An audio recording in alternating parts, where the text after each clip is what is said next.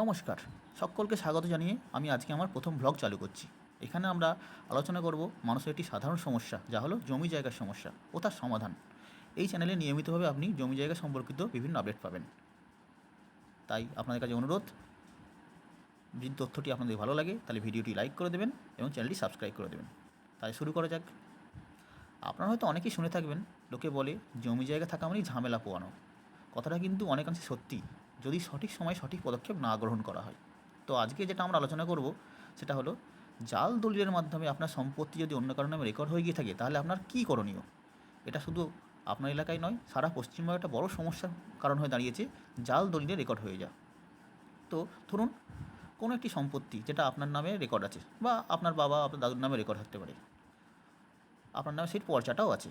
হঠাৎ করে আপনি দেখলেন আপনার পর্চা থেকে সেই দাগটি বেরিয়ে গিয়ে অন্য লোকের নামে হয়ে গেছে, অথচ এই জায়গাটি নিয়ে কোনো ডিসপিউট নেই, কোনো কোর্ট কেস নেই, কোনো এলার অ্যাপিল নেই। তাহলে হলো কী করে? এক্ষেত্রে খুব সম্ভাবনা থাকে জাল দলিল করে কেউ আপনার জায়গাটি তার নামে করে নিয়েছে। তো সেক্ষেত্রে আপনি মাথা ঠান্ডা করে কী কাজ করবেন? প্রথমেই আপনি বিএলআর অফিসে যোগাযোগ করবেন, গিয়ে জানতে চাইবেন যে এই সম্পত্তি যেটা আপনার নামে ছিল অন্য লোকের নামে হয়ে গেছে, সেটা কোন মিউটেশন কেসের মাধ্যমে এবং কোন দলিলের মাধ্যমে অন্য লোকের নামে হয়ে গেছে। অথবা আপনি কী করতে পারেন, আপনি লিখিতভাবে অফিসে আরটিআই করতে পারেন। আরটিআই করে জানতে চাইতে পারেন যে কোন দলিল বা কোন মিউটেশনের মাধ্যমে এই ট্রান্সফারটি হয়েছে। আরটিআই করলে অফিস থেকে আপনাকে লিখিত উত্তর দেবে। আর একটা যেটা অপশান আছে, যেটা আপনি বাড়িতে বসেই বাংলার ভূমি ওয়েবসাইট, যেটা আপনি স্ক্রিনে দেখতে পাচ্ছেন যে ওয়েবসাইটটা, সেই বাংলার ভূমি ওয়েবসাইটে লগ ইন আইডি পাসওয়ার্ড দিয়ে লগ ইন করবেন। তারপর এই যে সিটিজেন সেন্ট্রিক সার্ভিস, এইটায় ক্লিক করবেন। ক্লিক করার পর এখানে একটি অপশান আছে অনলাইন সার্ভিস স্ট্যাটাস, সেখানে গিয়ে মিউটেশন প্লট খতিয়ান স্ট্যাটাসে ক্লিক করবেন। এখানে ক্লিক করার পর আপনি যেটি পাবেন স্ক্রিনে দেখাচ্ছি, এখানে প্লট ওয়াইজ সার্চ, খতিয়ান ওয়াইজ সার্চ অপশান এলো। এখানে ডিস্ট্রিক্ট, ধরুন ডিস্ট্রিক্ট যে কোনো একটা, হাওড়া ডিস্ট্রিক্ট দিলেন, ব্লক যে কোনো একটা দিয়ে দিলেন, মৌজা, আমি যা কিছু সার্চ করলাম, দিলাম। তারপর যে দাগটি বা অন্য লোকের নামে চলে গেছে সেই দাগটি এখানে বসাবেন। তারপর এই ক্যাপশিট দেবেন, তারপর সাবমিট করবেন। এটা করলে কি হবে, ডিপার্টমেন্ট অনলাইন হওয়ার পর থেকে যত মিউটেশন কেস হয়েছে তার সব তথ্য এখানে পেয়ে যাবেন। কোন দলিলের মাধ্যমে হয়েছে, কার নামে হয়েছে, ক্রেতাকে বিক্রেতাকে সব পেয়ে যাবেন। তাহলে আপনি কি পেলেন? কোন মিউটেশন কেস এবং কোন দলিল নম্বরের মাধ্যমে আপনার সম্পত্তি অন্য লোকের নামে চলে গেছে সেটি তথ্যটা পেয়ে গেলেন আপনি। তারপর কী করবেন, আপনি বিএলআর অফিস থেকে ওই মিউটেশন কেসে অর্ডার শিট তুলবেন। অর্ডার শিটে দলিল নম্বর লেখা থাকবে। আর কী করবেন, ওই দলিলের সার্টিফাইড কপি আপনি রেজিস্ট্রি অফিসে তুলে নেবেন। তারপর আপনি দেখবেন দলিলটিতে কী লেখা আছে।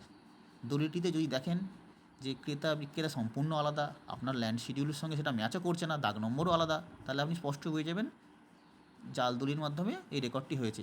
কারণ যে দলিলের মাধ্যমে অফিসে মিউটেশন হয়েছে সেই দলিলটির কোনো অস্তিত্বই রেজিস্ট্রি অফিসে নেই। তো সেক্ষেত্রে আপনি কী করবেন, ওই মিউটেশনের অর্ডার শিট, জাল দলিলের কপি এবং এটি অ্যাপ্লিকেশন আপনি বিএলআর অফিসে জমা দেবেন। তাহলে কী হবে, বিএলআর অফিস থেকে ভেরিফিকেশন করে ওই রেকর্ডটি আবার পূর্ব অবস্থায় ফেরত যাবে। এক্ষেত্রে বলা যায় যে এই ঘটনা যদি আজ থেকে 7-8 বছর আগে ঘটতো তাহলে আপনাকে এর এগেনস্টে অ্যাপিল করতে হতো। কিন্তু আজ থেকে 6-7 বছর আগে ডিপার্টমেন্ট একটি অর্ডার জারি করে, যেখানে বলা হয় জাল দলিলের মাধ্যমে কোনো রেকর্ড অন্য লোকের নামে চলে গেলে সেক্ষেত্রে কোনো অ্যাপিলের প্রয়োজন নেই, সেক্ষেত্রে সংশ্লিষ্ট বিএলআর অফিসই সেই রেকর্ড কারেকশন করে দিতে পারবে। তো কী হলো, আপনি যদি দরখাস্ত করেন এভিডেন্স দিয়ে, তাহলে আপনার রেকর্ডটি আবার পূর্ব অবস্থায় ফেরত যাবে, সেই অপশান কিন্তু আছে। সুতরাং এক্ষেত্রে ভয় খাবেন না। আরেকটা কী হতে পারে যে দেখুন, যেটা হচ্ছে যে আপনি যখন রেজিস্ট্রি অফিস দলিল তুললেন, একটা হতে পারে দলিল নাম্বার সঙ্গে আপনার ক্রেতা বিক্রেতা বা দাগ কিছুই ম্যাচ করছে না। আরেকটা হতে পারে সব কিছুই ম্যাচ করে যাচ্ছে, অর্থাৎ ক্রেতা হিসাবে যার নামে মিউটেশন হয়ে গেছে তাকে ক্রেতা হিসেবে দেখানো হচ্ছে, যার নামে সম্পত্তি ছিল অর্থাৎ আপনি বা আপনার বাড়ির লোক যিনি হবেন তাকে বিক্রেতা হিসেবে দেখানো হয়েছে এবং দাগ নম্বরও ম্যাচ করে গেছে, অথচ আপনারা কেউ জমিটি বিক্রি করেননি। সেক্ষেত্রে খুব সম্ভাবনা হতে পারে যে আপনার বা আপনার বাড়ির লোক যার নামে রেকর্ডটি ছিল তার আইডেন্টিটি ফলস করা হয়েছে, অর্থাৎ ফলস আইডেন্টিটির মাধ্যমে রেজিস্ট্রেশন হয়েছে। অন্য কোনো ব্যক্তিকে